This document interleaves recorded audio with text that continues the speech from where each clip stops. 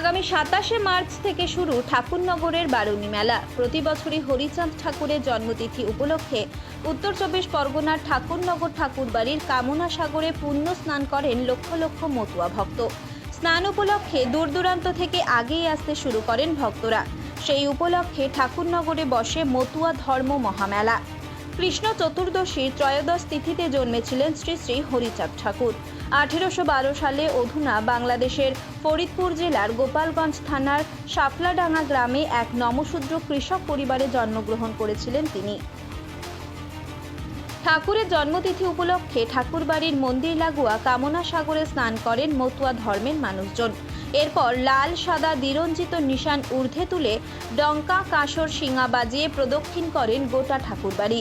হরিচাঁদ ঠাকুর জানতেন বিপ্লব আনতে গেলে সংগ্রাম অনিবার্য। সংগ্রাম হলে রক্ত তো ঝরবেই, তাই সংগ্রামের প্রতীক হিসেবে তিনি বেছে নিলেন ত্রিকোণ নিশানের রং লাল। আর যুদ্ধের সমাপ্তিতে আসে শান্তি, তাই ত্রিকোণ লাল নিশানের বেষ্টনী সাদা রঙের কাপড় দিয়ে। এটাই মতুয়া সম্প্রদায়ের কাছে আজ নিশান।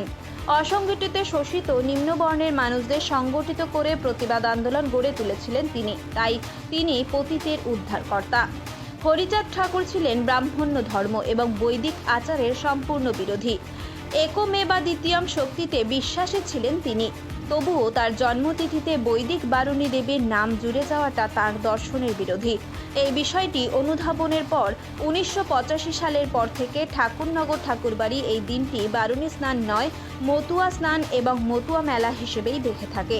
কিন্তু বছরের পর বছর ধরে লোকমুখে এই দিনটি বারুণীর পুণ্যতিথির স্নান বলেই প্রচলিত হয়ে আসছে।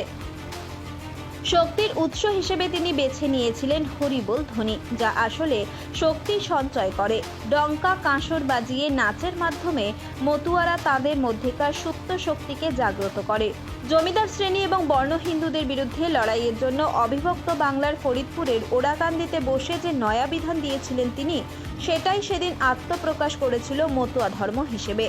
সোয়া হাতের সোতা বা দণ্ড হাতে নিজ গোষ্ঠীর পরিচালনা এবং হাতে কাম মুখে নাম করে শক্তি সঞ্চয়ের মাধ্যমে মতুয়াদের জাগ্রত করার পথ দেখিয়েছিলেন হরিচাঁদ ঠাকুর।